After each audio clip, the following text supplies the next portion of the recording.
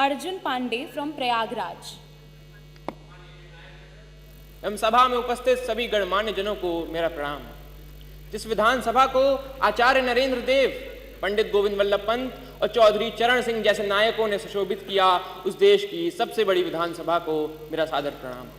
मेरा नाम अर्जुन है, कक्षा 12वीं का छात्र हूँ। संविधान के 75 वर्षों की यात्रा पर बोलने हेतु तीर्थों के तीर्थराज प्रयाग से आपके समक्ष उपस्थित हूँ।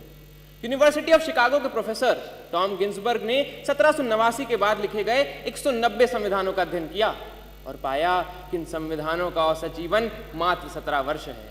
परंतु भारत का संविधान भारत के उत्कृष्ट मानवीय उपादानों का प्रतिनिधित्व करते हुए 75 वर्षों बाद भी आज दृढ़ता के साथ विद्यमान है। यह इसलिए भी क्योंकि भारत का संविधान मात्र 2 वर्ष 11 महीनों के विमर्श से तैयार हुआ एक दस्तावेज नहीं, अपितु 200 वर्षों की सतत साधना से परिणित नवनीत है। ये यात्रा एक राष्ट्र के रूप में हमारी आत्मा का, हमारी सामूहिकता का उत्सव है। प्रसिद्ध जर्मन दार्शनिक इमैनुअल कांट ने अपनी पुस्तक क्रिटिक ऑफ प्रैक्टिकल रीजन में लिखा था कि constitution to be just must achieve the highest level of possible freedom for human individuals. Kant किसी वैचारिकता को अपनी समस्त समग्रता में समेटने का काम संविधान ने किया और एक समावेशी लोकतंत्र संजोया। भारत का संविधान सिर्फ इसलिए बड़ा नहीं है क्योंकि इसमें 1.5 लाख शब्द हैं, अपितु इसलिए भी क्योंकि इसके पृष्ठों से महात्मा गांधी के हिंद स्वराज, भगत सिंह के क्रांति, अंबेडकर के सामाजिक न्याय और नेताजी बोस के संप्रभु और सशक्त भारत की आकांक्षाएं भी परिलक्षित होती हैं। संविधान की यात्रा सरल नहीं रही है। अगर इसने 24 अप्रैल 1973 को केशवानंद भारती निर्णय के रूप में रक्षा का प्रयास देखा तो 1975 में आपातकाल के रूप में प्रहार भी देखा।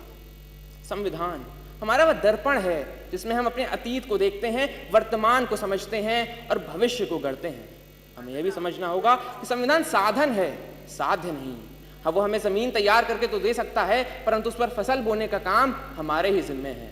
ऐसे में हमें समझना होगा कि हमें एक ऐसे राष्ट्र का निर्माण करना है जिसके 6 स्तंभ हों: समता, समृद्धि, समन्वय, संस्कृति, सेवा और समर्पण। एक ऐसा भारत जहां हर व्यक्ति कह सके मैं भारत हूं और भारत मुझ में। जहां विश्व में तमाम जगह संवैधानिक मूल्यों के लिए, मताधिकार के लिए आंदोलन देखे गए, वहीं भारत में सहजता से प्राप्त मताधिकार एवं मौलिक अधिकारों ने शक्ति का संचार किया। हमारा ये कर्तव्य है कि हम एक ऐसे राष्ट्र का निर्माण करें जिसमें हर हाथ को अवसर मिले, हर सपने को ऊंचाई मिले और उसे पूरे करने का नैतिक साहस मिले। अंत में इतना ही कि हमने तहरीर की है कागजों पर सदियों की बातें, हमने तहरीर की है कागजों पर सदियों की बातें। संविधान यूं ही नहीं, हर लफ्ज में एक कौम की सांसें। धन्यवाद।